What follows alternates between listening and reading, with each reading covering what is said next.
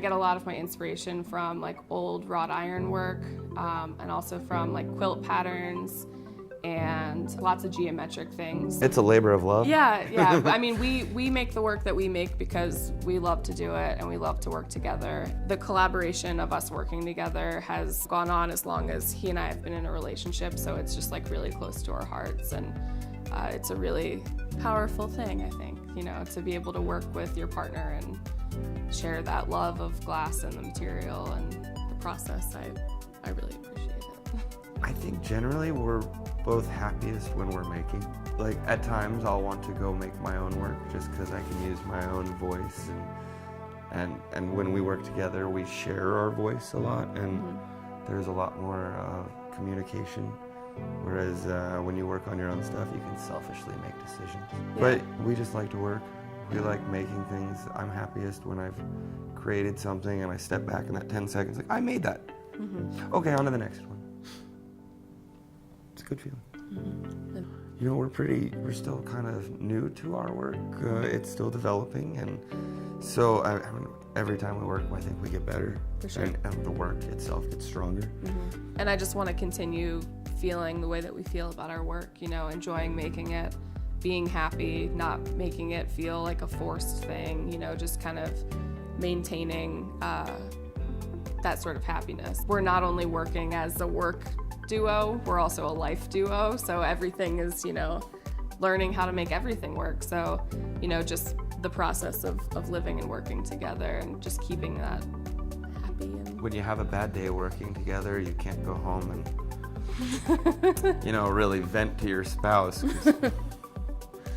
So it is a complicated balance, but we've gotten pretty good at it.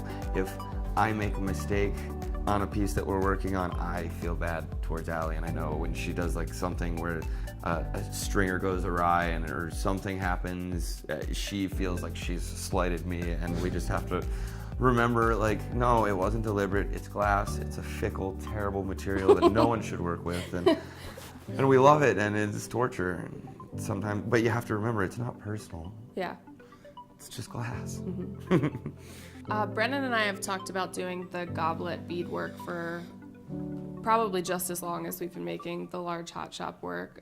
So when we knew that we were going to come out here and we, you know, saw Jordan and Austin's individual work, Austin is a incredibly skilled goblet maker. So we thought, because this is a residency, it's what better opportunity to try something out. new. Yeah. So I showed up with all these beads and we just tried it out, and it's worked, and it's amazing. It's a really cool thing to see, you know, something of your work and someone else's really proficient work go together and make something really beautiful.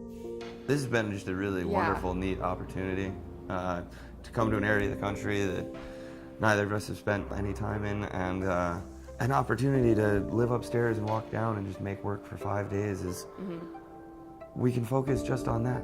What Aaron and Mike have done here, you know, to make this incredible studio and gallery, I have so much gratitude that there are people that want to do that, you know, to offer it to the community, to educate people about glass. It's a huge service for, you know, people in our industry. Like, I'm very thankful that people want to offer a huge window into our lives and show people what it takes to make glass, and, you know, to make all the beautiful work that you see that you might not necessarily appreciate because you don't know what went into it. So I think this is just an incredible place for artists and for collectors and, you know, just people walking in off the street to learn a little bit about glass. People taking the time to create a place like this for our community as glass artists is so wonderful and important, and it gives a little opening to the people who don't know about glass, or the people who've only heard of Chihuly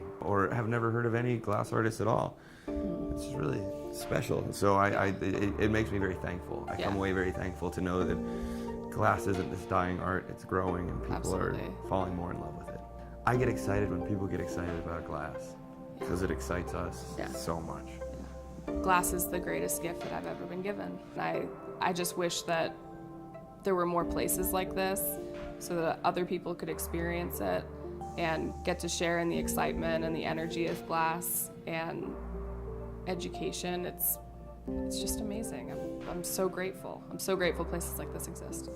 It's an amazing resource, and it's like an open book that it allows opportunity, which I find to be beautiful, and they showcase a lot of amazing art and talented artists, and I feel privileged and thankful for being a part of it. There's a lot of mutual appreciation, and that's a really cool feeling. Yeah. I think that needs to exist for places like this to exist, you know, just to have the back and forth. And in the same way, like our collaboration, if I loved doing it and Brennan hated doing it, that would end it. Like, you need to have that sort of mutual respect and appreciation, and we have it. We have it for the melting point. It's awesome.